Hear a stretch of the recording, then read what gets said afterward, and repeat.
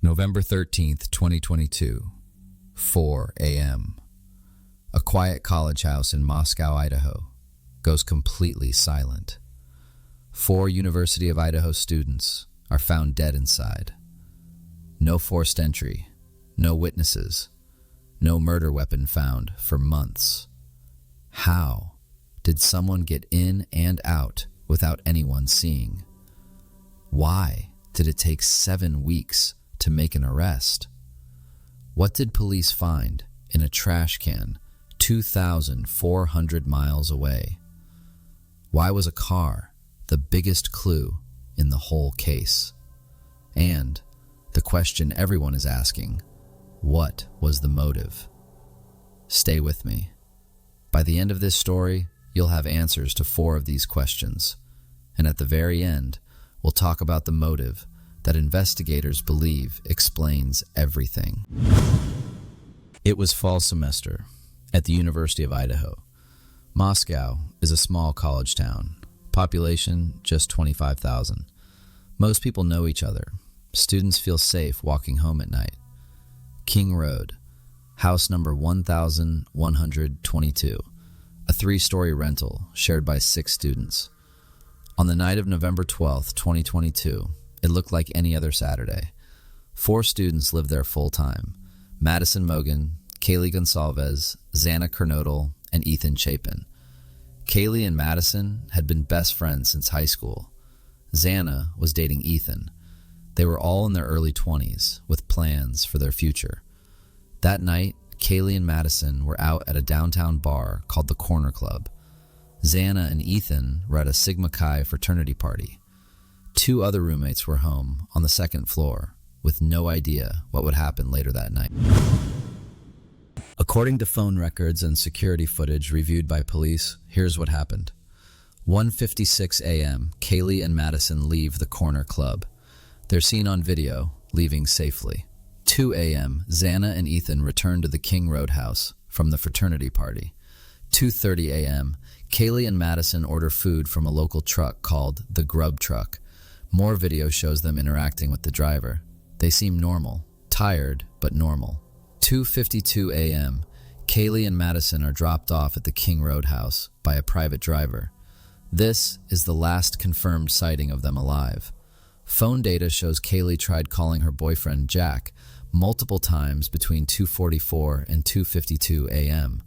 The calls didn't connect. After 3 a.m., the house goes quiet. Phones stop moving. That's where the timeline breaks. Police believe the incident happened between 3 and 4 a.m.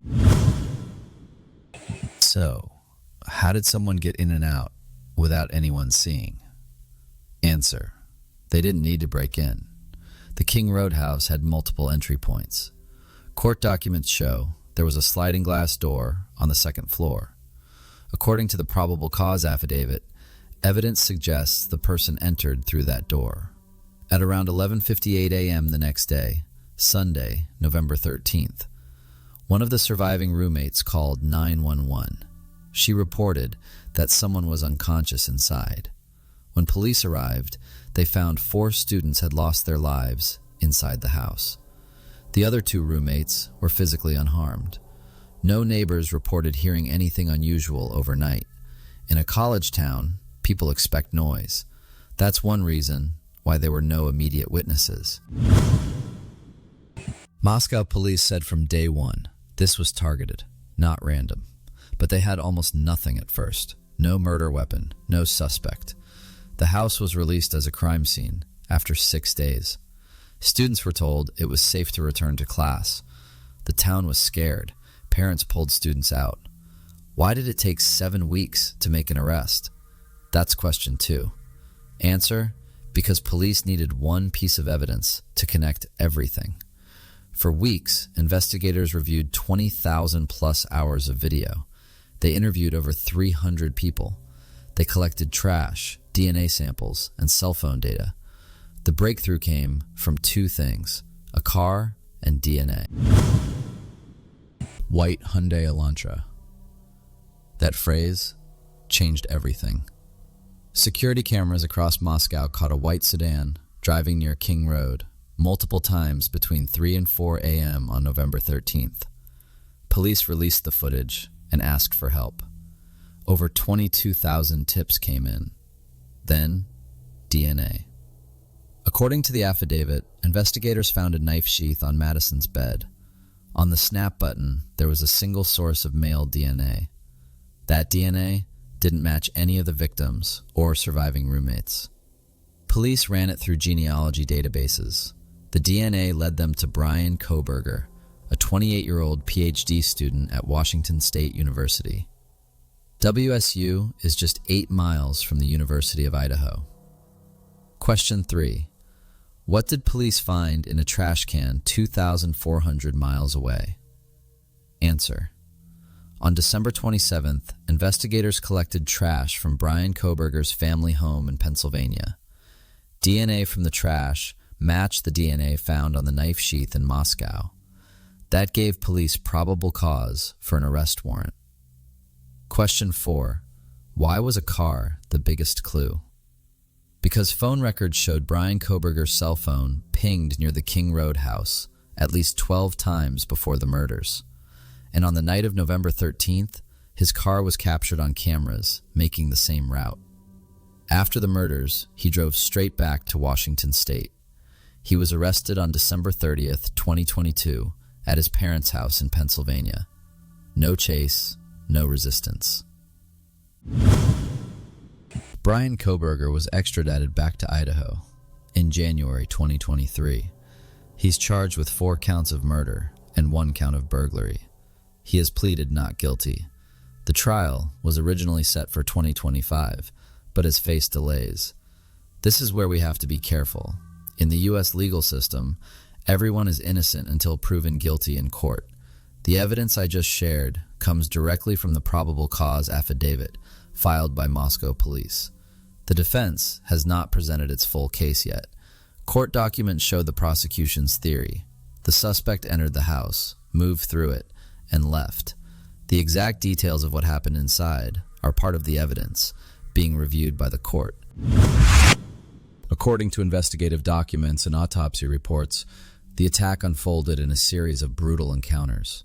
On the 3rd floor, Kohberger entered the off-campus home in Moscow, Idaho, through a sliding glass door. He first checked an empty bedroom before finding Kaylee Gonsalves and Madison Mogen asleep in bed. He then attacked both the women. Gonsalves suffered more than 20 wounds. On the 2nd floor, while Kohberger was upstairs, Xana Kernodle had just received a DoorDash order. At some point, the two crossed paths. After an encounter in the bedroom, Kohberger followed her and launched an attack on her. Kernodle fought back fiercely, suffering more than 50 wounds, many of them defensive injuries sustained while trying to protect herself.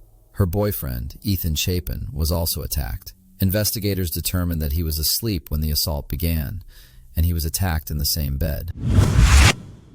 And now, the last curiosity question, the one everyone wants answered. What was the motive? Here's what we know from public court filings and investigator statements. As of now, the prosecution has not publicly stated a clear motive in detail. In the June 2023 court hearing, when asked about motive, the prosecutor said, "The state is not required to prove motive in order to prove murder." But investigators and legal analysts have pointed to a few key facts from the affidavit. 1. Connection to the area. Bryan Kohberger was a criminology PhD student studying how crimes are solved. His phone data shows he was near the King Road house many times before November 13th. Prosecutors argue this shows planning and familiarity. 2. Targeted theory. Police have stated the attack appears to have been targeted. Kaylee and Madison were on the top floor. Xana and Ethan were on the 2nd floor. The timing suggests the person knew the layout. 3. No clear personal connection. As of public records, there is no evidence that Bryan Kohberger knew the victims personally. No texts, no social media interaction, no prior complaints. That's what makes this case so unsettling for people. If there was no personal link, investigators have suggested the motive may relate to his academic study of crime itself. But again, this is theory, based on his field of study, not a statement from the court. The truth is, Only Bryan Kohberger knows the real motive, and that answer may only come out during the trial if he chooses to speak or if the prosecution presents more evidence. Until a jury decides, the motive remains the biggest unanswered question in this case. 4 young lives ended in a house that should have been safe.